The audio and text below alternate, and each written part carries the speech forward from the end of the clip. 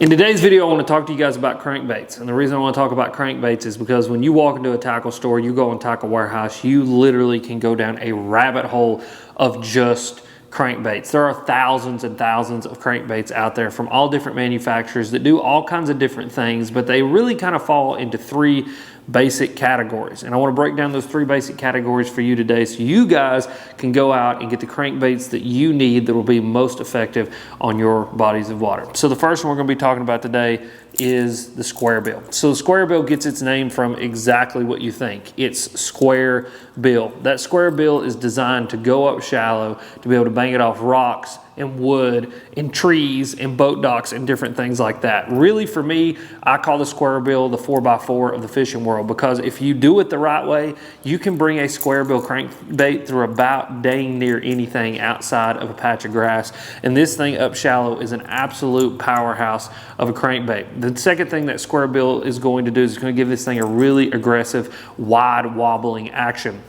This thing is great for when the water is warming up in the springtime when the fish are really active, and it's really a tool that I pick up for those pre-spawn to spawning to just a little bit into the post-spawn bass that are up shallow eating things like crawdads, bait fish, and stuff like that. It's a tool for me that I've got tied on in the spring. It's a tool for me I've caught thousands of fish on at this point, and it's one of my favorite crankbaits just because it is a power fisherman's dream. I mean, you really get the most action out of this thing when you're grinding it through the rocks, grinding it through the wood, and this thing is banging around down there, deflecting off all kinds of different cover, and those fish are reacting to it. And so your square bills are really going to be for shallow water, because that bill isn't going to grab much water. It's not going to make it dive very deep, and really a square bill is effective from about 0 to 5 foot of water. The next one that we're going to talk about is the flat-sided crankbait. Now this is a kind of weird one, because in the flat-sided category, you've got flat sides that have like little bitty square bills, and then you've got flat sides that have big round bills.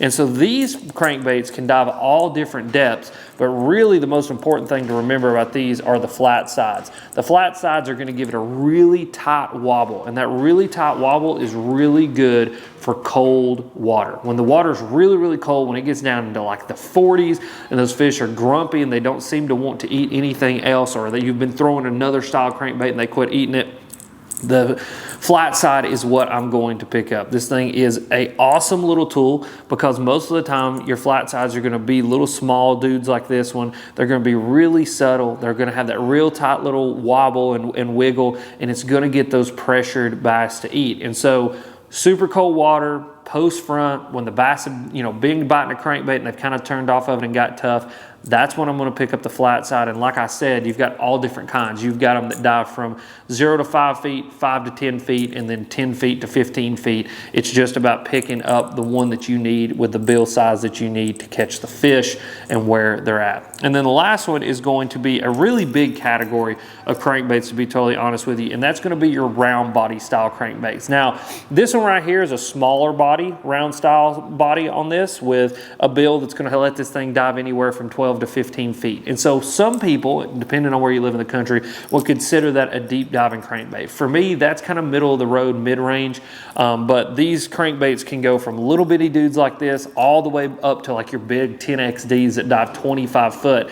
And this category of bait is going to kind of be the in-between between your flat side and your square bill. This is going to have more of a rolling action, but it's still going to have a big aggressive wobble while still not being like as aggressive as your square bill. So for me, this is a bait that I have tied on really kind of all year long. I just change the size and the diving depth depending on where the fish are living. So like right now, we're in the spring when I'm filming this video, and so like this is the one that I have tied on. This is a little money badger. This thing is a medium diving crankbait. It dives anywhere from 11 to 15 feet. Smaller body, does a good job of imitating, bait fish, crawdads, and things like that. But then once the water starts warming up, they've gone post spawn, they start to move out deep, that's when I'll pick up something like a dredger. It's got that round body, but it's got a really big bill, a bigger body, and it's going to get down there to like 25 foot depth range.